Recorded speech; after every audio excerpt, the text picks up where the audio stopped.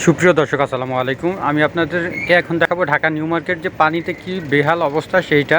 এই হচ্ছে ঢাকা নিউ মার্কেটের ১ নম্বর গেট। ১ নম্বর গেটের সামনে ১ কোমর পানি। এই যে রিকশাওয়ালা মোটামুটি ৫ ফিট ৭ থেকে ৮ ইঞ্চি হবে, এত লম্বা ভাইয়াটা, মানে খুবই লম্বা ভাইয়াটা, কোমর পর্যন্ত ডুবে গেছে। দেখেন এত বেশি পানি এইখানটাতে, কিন্তু মোটামুটি উঁচা জায়গা। নিউ মার্কেটের মধ্যে কিন্তু আরও ভয়াবহ অবস্থা, অনেক দোকানপাট ডুবে গেছে, খুবই খারাপ অবস্থা।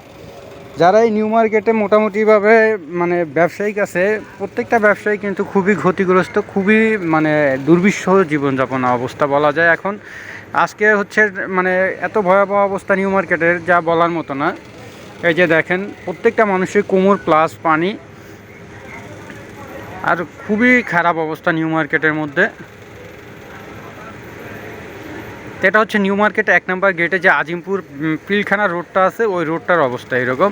এই যে এক ভদ্রলোক দেখেন, সে মুরগির মাংস নিয়ে যাচ্ছিল, তার মুরগিগুলো রিকশার মধ্যে ডুবে গেছে, সে এগুলো সেভ করার চেষ্টা করতেছে। খুবই খারাপ অবস্থা নিউ মার্কেটের আজকে। নিউ মার্কেট, তারপর নিউ মার্কেটের আশেপাশে বেশ কিছু মার্কেট বন্ধ ঘোষণা করছে, অনেক মার্কেটের নিচে পানিতে ডুবে গেছে এই জন্য। এটা হচ্ছে ১ নম্বর গেটের অবস্থা। দেখেন এই যে এই বই, এগুলো কিন্তু বইয়ের দোকান ছিল, এই বইয়ের দোকানগুলোতে পানি ঢুকে আল্লাহ পাক জানে ভিতরে কী অবস্থা। এক একটা রিকশার কী অবস্থা দেখেন, গাড়ি ঘোড়া মোটামুটি সব চলাচল বন্ধ এই রাস্তাটার মধ্যে।